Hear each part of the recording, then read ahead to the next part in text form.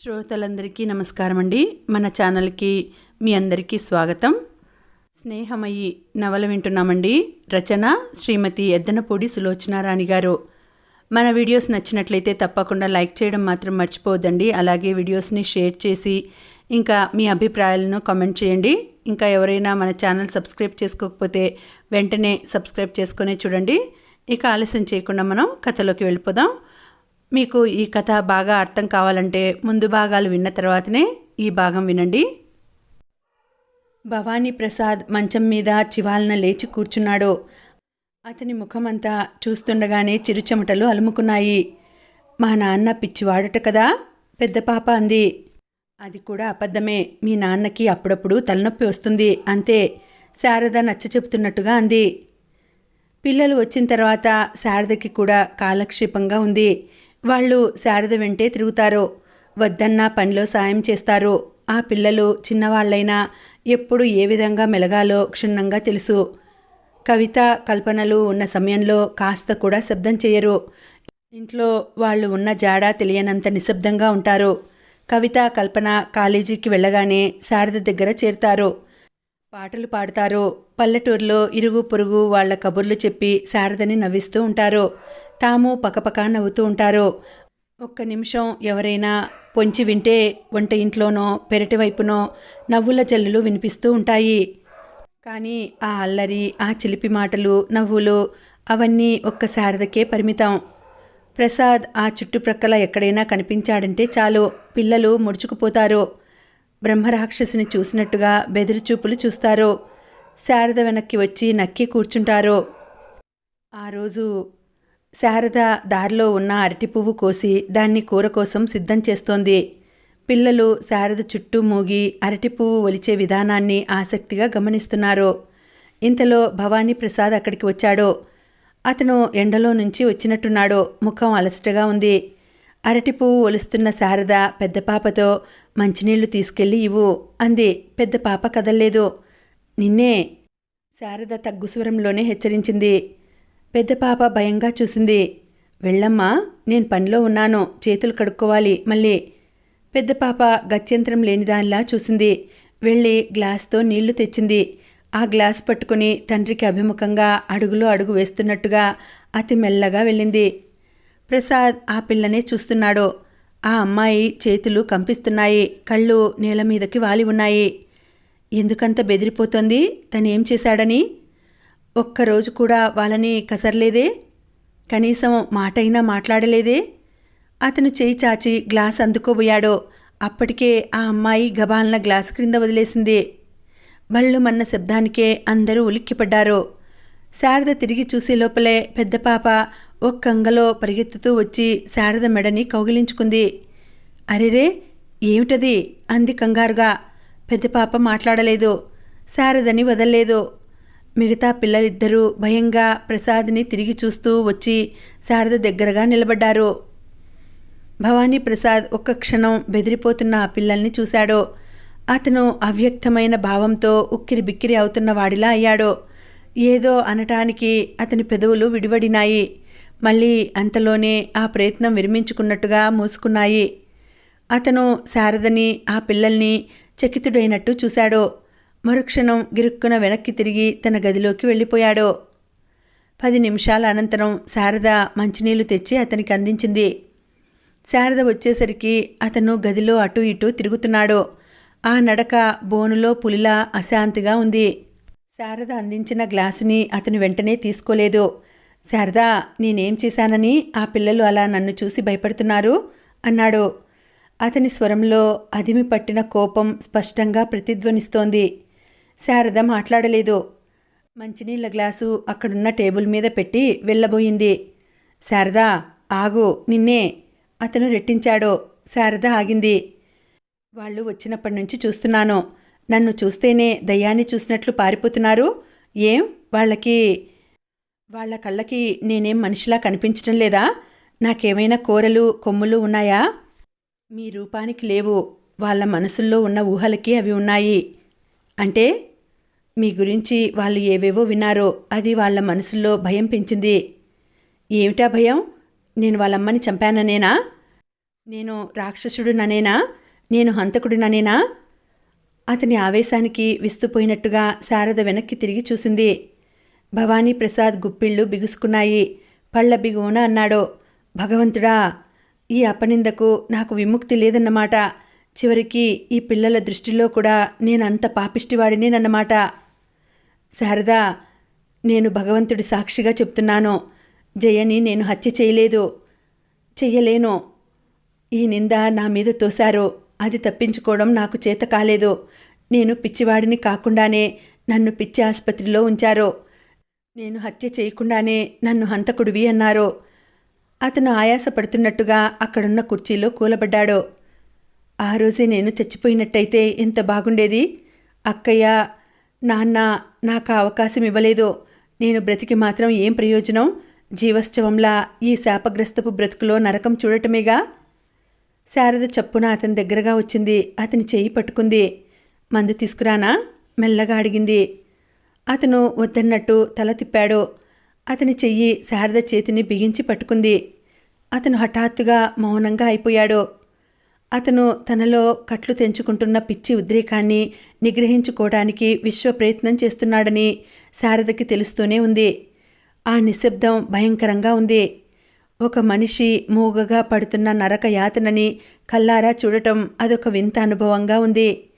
5 నిమిషాలు గడిచాయి. శారద చెయ్యి మీద బిగించి ఉన్న అతని పట్టు సడిలింది. నువ్వెళ్ళు, అతను ముఖం తిప్పుకుంటూ జీరబోయిన కంఠంతో అన్నాడు. శారద అవతల ఉన్న మంచినీళ్ల గ్లాసు అతని చేతికి అందించి వచ్చేసింది. శారద గుమ్మం దాటుతుండగా తిరిగి చూసింది. అతను గ్లాసు ఎత్తి నీళ్లు తాగుతున్నాడు. అతనికి అంత ఉద్రేకం కలిగినా కూడా ఫిట్స్ రాకపోవడం శారదకి విచిత్రంగానూ సంతోషంగానూ కూడా అనిపించింది. శారద యువతలకి వచ్చిన తర్వాత పిల్లలకి చెప్పింది, పెద్ద పాప, మీ నాన్న ఏమైనా అడిగితే మీరు తీసుకువెళ్ళి ఇవ్వాలి గాని అలా భయపడకూడదు. ఇది మీ ఇల్లు. కొద్ది రోజులైతే మీ అత్తయ్య వస్తే నేను వెళ్ళిపోతాను. అప్పుడు నువ్వే ఇప్పుడు మీ నాన్నకి నేను చేస్తున్న పనులన్నీ చేయాలి అంటూ బోధించింది. పెద్ద పాప అడ్డంగా తల తిప్పింది. శారదా, నువ్వు వెళ్ళిపోతే మేమిక్కడ ఉండం. నువ్వెక్కడికి వెళితే మేము అక్కడికి వస్తాం. శారద నిట్టూర్చింది. ఈ పిల్లల మనసుల్లోంచి ఈ భయం పోగొట్టడం ఒక సమస్యగానే అనిపించింది. శారద ఆ సాయంత్రం ప్రసాద్ గదిలోకి వచ్చింది. నాకు కొంత డబ్బు కావాలి అంది. అతను ఆశ్చర్యపోయాడు. కానీ ఎందుకు అని అడగలేదు. జేబులో ఉన్నది తీసిచ్చాడు. నా దగ్గర అంతే ఉంది, తీసుకువెళ్ళు. నేను బజారుకు వెళ్తున్నాను, ఇప్పుడే వస్తాను అని వెళ్ళిపోయింది. ప్రసాదు కిటికీలోంచి చూస్తూనే ఉన్నాడు. పిల్లలు కూడా శారద తోకలా వెనకే వెళ్లారు. దాదాపు 2 గంటల తర్వాత తిరిగి వచ్చారు. పిల్లలు ఉత్సాహంగా గంతులేస్తున్నట్టుగా వచ్చారు.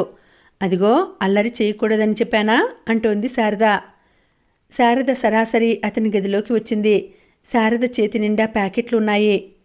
ఇవిగో రసీదులు, ఇదిగో చిల్లర అని అతని మంచం మీద పెట్టింది. ఏం కొన్నావు? పిల్లలకు బట్టలు. వాళ్ళ బట్టలు బొత్తిగా చిరిగిపోయినాయి. శారద తీసి చూపించింది. అతను ఆసక్తిగా చూశాడు. మరి నీవేం తెచ్చుకోలేదేం అన్నాడు. నాకున్నాయి, మా ఆశ్రమం వాళ్ళిస్తారు అంది. ప్రసాద్ క్షణంసేపు ఆ కొత్త బట్టలు మడతపెట్టి ప్యాకెట్లలో పెడుతున్న శారదని తదేకంగా చూశాడు. ఆ ముఖంలో చిత్రమైన సంతృప్తి ఉంది. ఆ సంతృప్తి ఒక అందం తెచ్చిపెడుతోంది. ఇవి నేను పనిగట్టుకుని వెళ్ళి ఎందుకు తెచ్చానో తెలుసా? చెప్పావుగా వాళ్ళకి బట్టలు లేవని. అది నిజమే, కానీ ఇంకో కారణం కూడా ఉంది. ఏమిటది? పిల్లలకి మీరంటే ఉన్న భయం పోగొట్టడానికి మీరు వాళ్ళ ఆత్మీయులని అయిన వాళ్ళని తెలియచేయాలని. మీరు వాళ్ళని అప్పుడప్పుడు ఏ సినిమాకో షికారుకో తీసుకువెళ్తూ ఉండండి. అలా వెళితే ఆ భయం పోయి వాళ్లే మెల్లగా అలవాటవుతారు. అలవాటు చేసుకుని నేనేం చేయాలి వాళ్ళని? శారద తలెత్తి చూసింది. పెంచి పెద్ద చేయండి. అందరి తండ్రుల్లా మీ బాధ్యత మీరు నిర్వర్తించండి. అంత మాత్రాన లోకం నా మీద వేసిన అపవాదు తొలగిపోతుందంటావా? లోకం వేసిన అపవాదు సంగతి నాకు తెలియదు, కానీ ఈ పనికి భగవంతుడు అనేవాడు ఉంటే హర్షిస్తాడు. శారద అక్కడి నుంచి వెళ్ళిపోయింది. 4 రోజుల అనంతరం శారద బజార్ నుండి తెచ్చిన బట్టలు కత్తిరించి చూడముచ్చటైన డిజైన్లలో గౌన్లు కుట్టింది. అవి వేసి చూసుకొని పిల్లలు సంబరపడిపోయారు. కొత్త బట్టలు వేసుకున్నారుగా, మీ నాన్న పబ్లిక్ గార్డెన్కి తీసుకువెళ్తారట, వెళ్ళిరండి అన్నది. ప్రసాద్తో వెళ్ళమనేసరికి పిల్లల ముఖాలు వెలవెలా పోయినాయి. చూడు పాపా, మీ నాన్న ఎంతో మంచివాడు కదూ, ఇంత మంచి గౌన్లు మీకు ఇవ్వలేదు, ఆయన చెప్పినట్టు వినాలి. ఊహూ, మాకు గౌన్లు వద్దు, మేం వెళ్ళాం. పెద్ద పాప విప్పేయబోయింది. ఆగాగు, శారద కంగారుగా అంది. నువ్వు కూడా రా శారదా, మేం వెళ్తాం. కొత్త గౌన్ విప్పటానికి ఇష్టపడని చిన్న పాప అంది. అవునవును, నువ్వు వస్తే చాలా బాగుంటుంది. నువ్వు వస్తేనే మేం వెళ్తాం అంది చంటి. నాకు ఇంట్లో పని ఉందమ్మా, మేం సాయం చేస్తాం శారదా. శారద తప్పనిసరిగా బయలుదేరాల్సి వచ్చింది. పిల్లలతో పాటు శారద కూడా బయలుదేరి వచ్చేసరికి ప్రసాద్కి చాలా సంతోషం కలిగింది. నిన్ను నేనే రమ్మని అడగాలనుకున్నాను, ఎందుకంటే వీళ్ళని కంట్రోల్ చేయడం నా వల్ల కాదు, మధ్యలో ఎక్కడైనా వెళ్ళిపోయారంటే కష్టం అన్నాడు. అందరూ పబ్లిక్ గార్డెన్కి వచ్చారు. పిల్లలు శారదతో ఒకటే మాట్లాడుతున్నారు. ప్రసాద్ వాళ్ళ మాటల్లో జోక్యం కలిగించుకోలేదు. అక్కడున్న చెట్టుని ఆనుకొని కూర్చున్నాడు. పెద్ద పాప కళ్ళకి జేబురుమాలు కట్టారు. చేతులు చాస్తూ వెతుకుతోంది. శారద దొరికింది. మళ్ళీ శారదకి కట్టారు. శారద ఎవరిని పట్టుకోలేకపోతోంది. వాళ్ళు విరగబడి నవ్వుతున్నారు. శారద కూడా నవ్వుతోంది. ప్రసాద్ వాళ్ళ వైపే చూస్తున్నాడు. వాళ్ళు ఎంత హాయిగా నవ్వగలుగుతున్నారు. తను నవ్వడం అంటేనే ఏమిటో మర్చిపోయాడు. ఎంత దురదృష్టకరమైన బ్రతుకు తనది. హత్య చేయకుండానే హంతకుడు అనిపించుకున్నాడు. పిచ్చివాడు కాకుండానే పిచ్చివాడుగా హాస్పిటల్లో 2 నెలలున్నాడు. ప్రసాద్ ముందు నుంచే 2 భార్యాభర్తల జంట పిల్లల్ని చెరో చేత్తో నడిపించుకుంటూ మెల్లగా వెళ్తున్నారు. వాళ్ళు దూరంగా నవ్వులతో కేరింతలు కొడుతున్న శారదని పిల్లల్ని చూస్తూ వెళ్తున్నారు. ఆ భార్యాభర్తల్ని చూడగానే ప్రసాద్ గుండెల్లోంచి నిట్టూర్పు వచ్చింది. తన జీవితంలో అంతా వక్రమే. అందరిలా తను పెళ్లి చేసుకున్నాడు, కానీ సుఖం నిశ్చింత ఎరుగున్నాడా? ఆ దాంపత్యం సరిగ్గా సాగిందా? అదొక నరకం. జయ పోయిన తర్వాత తన ప్రాణం హాయిగా ఉంది. హాస్పిటల్ వెళ్లే వరకు తనది ఒక రకమైన జీవితం. అక్కడి నుంచి తిరిగి వచ్చిన తర్వాత మరో జీవితం అయింది. ఈ పిల్లలు మళ్ళీ ఇలా రావడంతో అన్నీ కలకబారుతున్నాయి. జయకి కాస్త బుద్ధి ఉంటే, కాస్త మంచితనం ఉంటే తన జీవితమే పూర్తిగా వేరుగా ఉండేది. తాళి కట్టిన భర్త అనే గౌరవం అయినా చూపించకుండా గడ్డి పరక కంటే క్రూరంగా చూసింది. తనకేం తెలుసు, వాళ్ళు చూపించే అభిమానం అంతా నిజమేననుకున్నాడు. కాలేజీలో చదువుతుండగా తను ఎలా ఉండేవాడు? పిక్నిక్లో, పార్టీలో, కాలేజీలో కలిసినప్పుడల్లా జయ తనని కవ్విస్తుంటే అదే నిజమైన ఆకర్షణ అనుకున్నాడు. ఒక డబ్బుగల కుర్రాడికి వేసి గాలం అనుకోలేదు. జయ తల్లిదండ్రులు ఎంత బాగా మాట్లాడేవారు, ఎంత మర్యాద చేసేవారు. చిచి, అంతా నటనే, అంతా మోసమే. కూతురికి కానీ కట్నం లేకుండా స్థితిమంతుడైన భర్తను తీసుకురావాలనే పన్నాగం అది. ఒట్టి దగాకోరు మనుషులు, కిరాతకులు, వంచకులు, విశ్వాసఘాతకులు. జీవితపు ఘర్షణలో ఉక్కిరి బిక్కిరి అవుతూ ఏం చేయాలో, ఆ సమస్యలు ఎలా తీర్చాలో తెలియక సతమతమవుతూ అంధకారంలో వెతుకులాడుతుండగా పుట్టిన పిల్లలు వీళ్ళు. జయకి తనకి మధ్య సామరస్యం ఉంటేగా ఈ పిల్లల్ని ప్రేమించడానికి, లాలించడానికి. ఎప్పుడూ గొడవే, ఎప్పుడూ అరుపులే, ఎప్పుడూ ఏడుపులే. ఆ ఇల్లే ఒక పిచ్చాసుపత్రి. నిజం చెప్పాలంటే తనకి పిచ్చాసుపత్రిలోనే హాయి అనిపించింది. శారద చిన్నపాప కళ్ళల్లో ఏదో పడితే దగ్గరకు తీసుకుని ఊది తీస్తోంది. ఒక్కనాడైనా జయ పిల్లల్ని తన దగ్గరకు తీసుకువచ్చిందా? ఒక్కనాడైనా తామిద్దరూ ఇప్పుడు వెళ్ళిన ఆ భార్యాభర్తల్లా కలిసి హాయిగా వెళ్ళారా? అసలు ఎంత పెళ్లి చేసుకోవాలని అనుకున్నా పెళ్లికి ముందు శారీరక సంబంధం ఉండకూడదు. దానిలో చాలా గొడవలు ఉన్నాయి. మన పూర్వీకులు ఎన్ని విధాలుగానో ఆలోచించే ఈ ఆంక్షలు పెట్టారో అది వారు చెప్పే జాగరూకత కానీ చాదస్తం కానీ కాదు. అందరిలా తను కూడా మామూలుగానే పెళ్లి చేసుకుంటే తను కూడా తన స్నేహితులందరిలాగే పెళ్ళాం బిడ్డలతో సలక్షణంగా ఉండేవాడు. తను అలా చేయలేదు. జయ ఆకర్షణ కోరలకి చిక్కాడు. జయ ఎట్లా చెబితే బొమ్మలా అట్లా చేశాడు. దానికి చివరికి ఫలితం ఇది. అయినా అదేం కుటుంబం? పైకి చూస్తే ఎంతో సంస్కారం ఉట్టిపడేట్టు నటన, లోపల అసలు ఉద్దేశాలు వేరు. జయ తండ్రి ఒట్టి చవట, ఇంటికి పేరుకు మాత్రమే యజమాని. ఇంటి చక్రం అంతా జయ తల్లి చేతిలోనే ఉంది. ప్రసాద్ చెట్టు మొదట్లో కూర్చున్నాడు. ఎన్ని సంవత్సరాలైనా అవి మరుపుకి రావు కదా.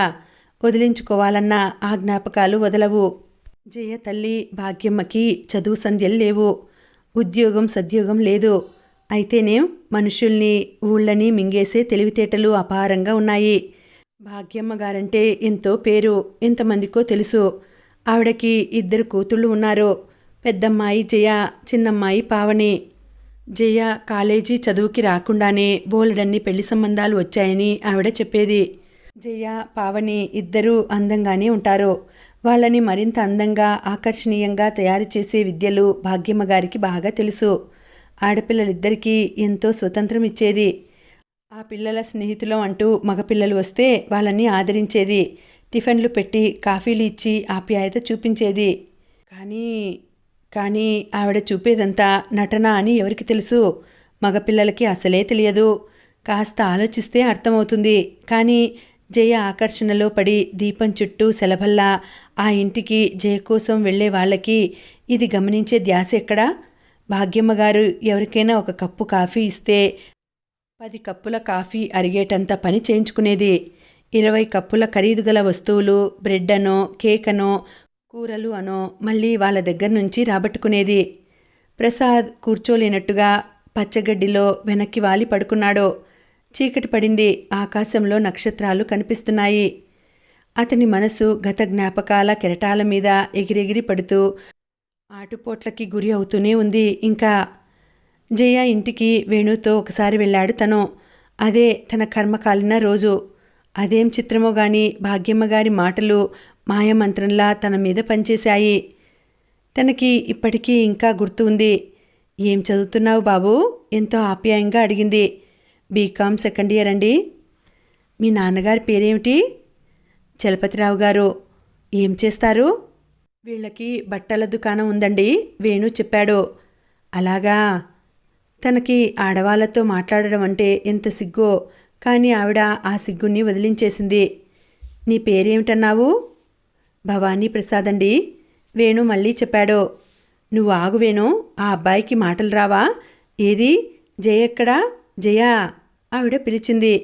వస్తున్నా మమ్మీ. జయ వచ్చింది. జుట్టు విరబోసుకుంది.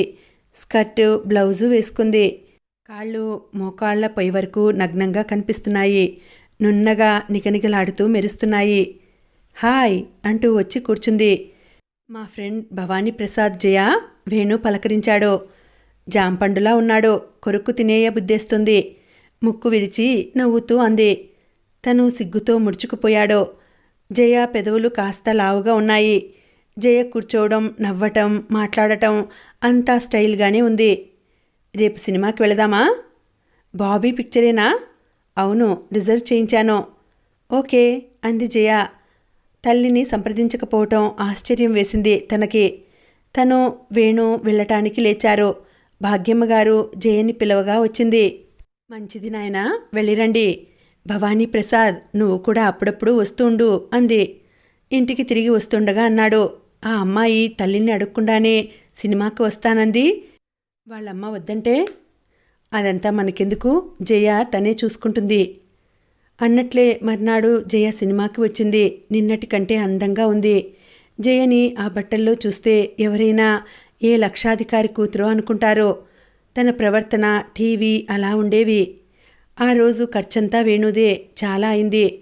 జయని ట్యాక్సీలో ఇంటి దగ్గర దింపి ఇంటికి వస్తుంటే వేణు, ఒరేయ్, ఉన్న డబ్బంతా అయిపోయిందిరా, ఒక్క 20 రూపాయలుంటే అప్పు ఇవ్వు అన్నాడు. తను 20 తీసిచ్చాడు. ఇట్లా వేణు ముందు ఖర్చు పెట్టి తర్వాత తన దగ్గర లాగేవాడు. ఎప్పుడు చూసినా డబ్బు అతను ఖర్చు పెడుతున్నట్టే ఉండేది. పర్సు మాత్రం తనది ఖాళీ అయ్యేది. జయ పరిచయ ఆకర్షణ తనకి టైఫాయిడ్ జ్వరంగా పట్టుకుంది. రోజూ జ్వరం వచ్చినట్టుగా రోజూ ఆ ఇంటికి వెళ్ళాలని అనిపించేది. ఎంత వద్దనుకున్నా కాళ్ళు అటే లాగేవి. ఒంటరిగా వెళ్ళాలంటే భయం. వేణుని అడగాలంటే మొహమాటం. ఒక్కోసారి జయే తన రూమ్కి వచ్చేది. జయన్ చూస్తుంటే తన ప్రాణం లేచి వచ్చేది. జయ సంకోచం లేకుండా తనతో మాట్లాడేది. మీరు మా ఇంటికి రావడం లేదే?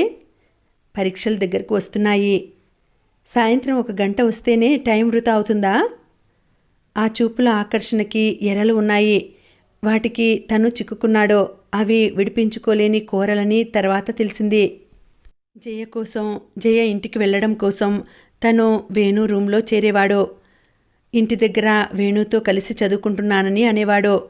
దాని ఫలితంగా వేణు రూమ్ అద్దెలు, చాకలి ఖర్చులు, కాఫీ ఖర్చులు తను భరించాల్సి వచ్చేది. ఇంట్లో చూడబోతే అక్కయ్య ఇచ్చిన ప్రతి రూపాయికి లెక్క అడిగేది. లెక్కల్లో ఆవిడని మోసం చేయటం చాలా కష్టం. తండ్రిని అడిగితే అక్కయ్యని అడగమనేవాడు. అక్కయ్యని అడిగితే ఎందుకు నీకు డబ్బు అని 1,00,000 ప్రశ్నలు వేసేది తప్ప రూపాయి కూడా ఇచ్చేది కాదు. వేణుకి ఎప్పుడూ స్థితికి మించిన సరదాలుండేవి. అందరిలోకి తనే నాయకుడన్నట్టుగా ఉండేవాడు. చదువు మీద శ్రద్ధ లేదు. ఈ చదువు మనకేం అన్నం పెడుతుందోయ్, మహా ఇస్తే గుమాస్తా బ్రతుకు ఇస్తుంది అంతేగా అనేవాడు. మరెందుకు చదువుతున్నావు అని ఎవరైనా ఎదురు ప్రశ్న వేస్తే మనిషి జీవితంలో ఎంతో సరదా అయిన విద్యార్థి జీవితం అనుభవం కోసం. పెద్దయిన తర్వాత మనిషి ఇంకెన్ని అయినా సంపాదించుకోగలడేమో కానీ ఈ సువర్ణ ఘట్టం మాత్రం పొందలేడు అనేవాడు.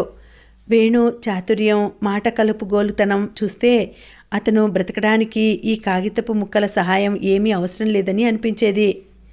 వేణు ఎప్పుడూ నలుగురిని పోగు చేసేవాడు. వాళ్లల్లో ఉన్న వాళ్ళ దగ్గర పర్సులు ఊడలాగి డబ్బు తీసి అందరికీ కాఫీలు, టిఫన్లు ఏర్పాటు చేసేవాడు. ఒక్కోసారి ఈ కార్యక్రమం ఇంకా జోరుగా ఉండేది. అంతా కలిసి ఏ ఊరి చివర పార్కులోనో ఉన్న అతిథి గృహానికి వెళ్ళేవారు. అక్కడ ఆటలు, పాటలు, పేకాటలు, నవ్వులు, కేరింతలు, వీటితో టైం ఇట్టే అయిపోయేది. ఇలాంటి వేడుకలో జయ, పావని కేంద్రంగా ఉండేవారు. వాళ్ళ అమ్మ పిల్లల్ని ఆటంకపరిచేది కాదు. ప్రేమతో వెళ్ళండి, మా పెద్దవాళ్ళు ఛాందస భావాలతో మా కాళ్ళు చేతులు కట్టేసి ఒక్క ముచ్చటైనా లేకుండా చేశారు. అలాంటి పాతకాలపు భయాలంటే నాకు అసహ్యం. కనీసం నా పిల్లలైనా స్వేచ్ఛగా ఉంటే నాకు అదే సంతోషం అనేది. ఆ వయసులో పిల్లలకి స్వేచ్ఛ అంటే ఒక మహా అగ్ని లాంటిదని, దానితో కలిసి దహించుకుపోవటం తప్ప జాగ్రత్తగా దూరంగా ఉండటం తెలియదనే విషయం ఆవిడ ఎరగదేమో. ఒకవేళ ఎరుగున్నా ఖాతరు చేసేది కాదేమో. ఆవిడ ఇస్తున్న చనువు మాత్రం తనకి వింతగా ఉండేది. పిక్నిక్లకి వెళ్ళినప్పుడు జయ మరీ విచ్చలవిడిగా ఉండేది. ఆ చనువు అందరికీ ఆనందంగానే ఉండేది. ఒకరిని ఒకరు మాటలతో రెచ్చగొట్టుకోవడం, చూపులతో కవ్వించుకోవడం, వీటన్నింటి వెనుక పరవళ్ళు తొక్కుతున్న వయసు వెల్లువలా ఉందని, అది మనసుని గడ్డిపరకలా తోసేస్తోందని తనకి తెలియలేదు. జయ తమాషాగా మళ్ళీ తామిద్దరూ కలవటానికి సూచన చేసేది. ఆ సూచన డైరెక్టుగా రమ్మనమన్న ఆహ్వానంగా కాకుండా అతనంతటా అతనే వస్తున్నట్టుగా అందరికీ కనిపించేలా ఉండేది. రేపు నేను కాలేజీకి రావడం లేదు, పని ఉంది అనేది. ఏం పని? 2 గంటలకి అమ్మ బజారు వెళ్తుంది, షాపింగ్కి సాయపడాలి. షాపింగ్కి ఎక్కడికి వెళ్తారు? జయ చెప్పేది. మరునాడు జయ కాలేజీకి రావడం లేదు కాబట్టి ఇక తనకి కూడా వెళ్ళబుద్ధి అయ్యేది కాదు. కాలేజీకని బయలుదేరి వేణు గదిలో కూర్చుండేవాడు. కూర్చున్నా నిల్చున్నా ఏం తోచేది కాదు. పుస్తకాల మీద, కాలేజీ మీద, అసలు ఈ జీవితం మీదనే చెప్పలేని విసిగేదో కలిగేది. జయ షాపింగ్కి వెళ్లే ప్రదేశం చెప్పింది. తను వాచి చూసుకునేవాడు. ఈ పాటికి అక్కడికి వెళ్ళి ఉంటుంది. తను కూడా వెళితే చిచి వాళ్ళమ్మ ఏమనుకుంటుంది, కూతుర్ని వెంటాడుతున్నాడని ఆగ్రహపడితే చాలా మొహమాటం వేసేది. నిన్న సాయంత్రం 9 గంటల వరకు తను జయ కలిసే ఉన్నారు. ఇంకా 1 గంట కూడా కాలేదు. కానీ జయని చూసి ఎన్ని రోజులైనట్టుగా బాధ. తనని చూసి జయ నవ్వుకుంటుందేమో మనసులో బెరుకు పీకుతున్నా తన శరీరం మీద తనకి ఏమాత్రం వశం లేనట్టుగా లేచి బట్టలు వేసుకుని తలదువ్వుకుని బయలుదేరేవాడు. వేణు గది ఒక సత్రం. తాళం చెవి ఎప్పుడూ ఇంటావిడికి ఇచ్చి వెళ్తాడు. ఎవరికి కావాలంటే వారు ఆ రూము స్వేచ్ఛగా వాడుకోవచ్చు. కానీ ఆ వాడుకున్నందుకు మూల్యం చెల్లించే పద్ధతి ఏమిటో వేణు ఒక్కడికే తెలుసు. తాళం చెవి ఇంటావిడికిచ్చి బజారు బయలుదేరాడు. ఎందుకైనా మంచిదే అని పుస్తకాలు మాత్రం చేతిలోనే ఉంచుకున్నాడు. బజారులో ఎవరైనా కనిపిస్తే మాత్రం కాలేజీలో లెక్చరర్ రాలేదని చెప్పవచ్చు. జయ వెళ్తానన్న బజారంతా తిరిగాడు. ఎక్కడా జయ కనిపించలేదు. తిరిగి తిరిగి కాళ్ళు నొప్పులు పుట్టాయి. తన మీద తనకే అసహ్యం వేసింది. చిరాకు పుట్టుకు వచ్చింది. అయినా అసలు ఈ బలహీనత ఏమిటి? జయ మాటల్లో, చూపుల్లో ఏం మంత్రాలు ఉన్నాయో. అవి చిత్రంగా తన మీద పనిచేస్తున్నాయి. జయ కనిపిస్తే ఏమీ ఉండేది కాదేమో, కానీ జయ కనిపించలేదు. ఆ కనిపించకపోవటంలో జయని చూడాలనే తహతహ ఇంకా ఎక్కువైంది. సరాసరి వాళ్ళింటికే వెళ్ళాడు. తనలో ఆ ధైర్యం, ఆ తెగింపు ఎలా వచ్చాయో తనకే తెలియవు. సహజంగా తను మొహమాటస్తుడు, మితభాషి. అవన్నీ పోయినాయి. వేణు ప్రవర్తిస్తున్నంత దూకుడుగా ప్రవర్తిస్తున్నాడు. తను వెళ్ళేసరికి తలుపు తాళం వేసిలేదు. ఇంటికి వచ్చేశారు కాబోలు. అమ్మయ్యా అనిపించింది. వాళ్ళ అమ్మ ఉన్నా పర్వాలేదు, కొద్దిసేపు కబుర్లు చెప్పి వెళ్ళిపోవచ్చు అనుకున్నాడు. తలుపు తట్టాడు.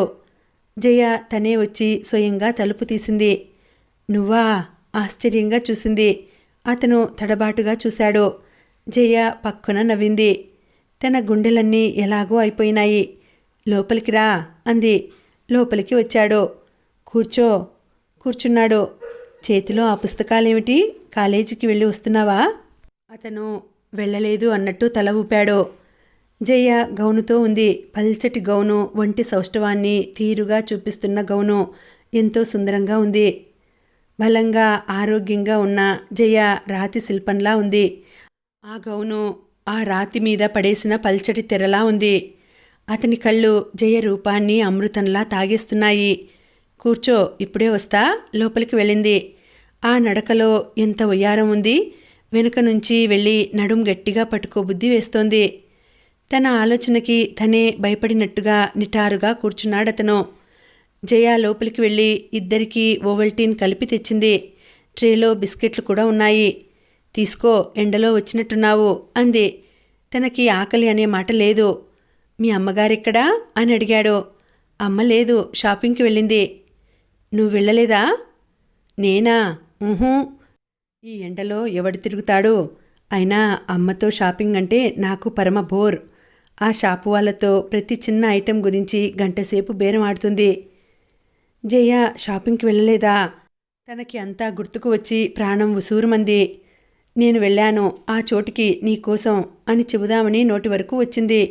మళ్ళీ జయ తనని ఫూల్ క్రింద చేస్తుందేమోనని భయం వేసింది. తిను బిస్కెట్స్. జయ ఇంకోసారి చెప్పింది. ఆకలి లేదు. 2 బిస్కెట్స్కి కూడా పెద్ద ఆకలి కావాలా? ట్రేలోని ఒకటి తీసుకుంది. తిను. లేచి వచ్చి అతని వాటాని అందించింది. ఊహూ. తినమంటుంటే దబాయించింది. ఆ దబాయింపు తనకి చాలా ఆనందం కలిగించింది. నువ్వు తిను అన్నాడు. నిన్ను తినమంటున్నాను. బలవంతంగా అతని నోట్లోకి తోసింది. అతను జయ చేతిని అప్రయత్నంగా పట్టుకున్నాడు. అతను చెయ్యి పట్టి లాగనే లేదు, కానీ గట్టిగా లాగినట్టే జయ అతని ఒడిలో పడిపోయింది. అరెరే! అతను గాబరాగా లేవదీయబోయాడు. జయ అతన్ని గట్టిగా పట్టుకుంది. అప్రమత్తంగా ఉన్న అతను జయ వైపు పడ్డాడు. అతను పడడం చూసి జయ కిలకిలా నవ్వింది. అతని ముఖం కందిపోయింది. లేచి సరిగ్గా కూర్చోబోయాడు. జయ మళ్ళీ అతని వైపు పడింది. ఈసారి అతని ముఖం చూసి మరింత గట్టిగా నవ్వింది. అతని భుజాలు పట్టుకుని తన వైపు పడేలా లాగింది. జయ నవ్వుతూనే ఉంది. అతను బాగా నవ్వసాగాడు. అదొక మత్తు. శరీరం మీద మనసు ప్రభావం పూర్తిగా ఆచ్ఛాదితమైన విపత్తు లాంటి మత్తు. భవానీ ప్రసాద్ దానికి లొంగిపోయాడు. అతనికి ఆ క్షణం ఎంతో బాగుంది. స్వర్గంలా ఉంది. అతని ముఖం జయ ముఖాన్ని తాకింది. మొట్టమొదటిసారి ఘాటైన మత్తు పానీయం తాగిన మనిషిలా ఉక్కిరి బిక్కిరి అయ్యాడతను. కొద్దిసేపు ఉంటే ఏమయ్యేదో. ఇంతలో అమ్మాయ్, జయా అని వినిపించింది. తను స్వర్గంలో నుంచి భూమి మీదకి జారిపడినంతగా ఉలిక్కిపడ్డాడు. అమ్మో, ట్యూషన్ మాస్టర్ వచ్చాడు. జయ గబాల్న అతన్ని తోసేసి లేచింది. గబగబా జుట్టు ఎడాపెడా పైకి తోసుకుంది. అతను తనని తాను సంభాళించుకుని సరిగ్గా కూర్చునే లోపలే ఆయన లోపలికి వచ్చాడు. ఆయన జయని, ప్రసాద్ని అనుమానంగా చూశాడు. కూర్చోండి సార్, ఇతను నా ఫ్రెండ్ భవానీ ప్రసాద్. మా అమ్మకి బాగా తెలుసు అంది. జయ ఎలాంటి నుదురు బెదురు లేకుండా మామూలుగా మాట్లాడటం తనకెంతో ఆశ్చర్యం వేసింది. వస్తాను. తను లేచాడు. ఆ ఇంట్లోంచి బయటికి వచ్చేస్తుంటే అతని కాళ్ళు తేలిపోతున్నట్టుగా ఉన్నాయి. ఎందుకో గాని ఆ మేస్టార్ మీద చెప్పలేనంత కోపం వచ్చింది. ఇంకా ఉందండి, కథ కొనసాగుతుంది. మళ్ళీ వచ్చే వీడియోలో కలుసుకుంటాను. అంతవరకు సెలవు. నమస్తే.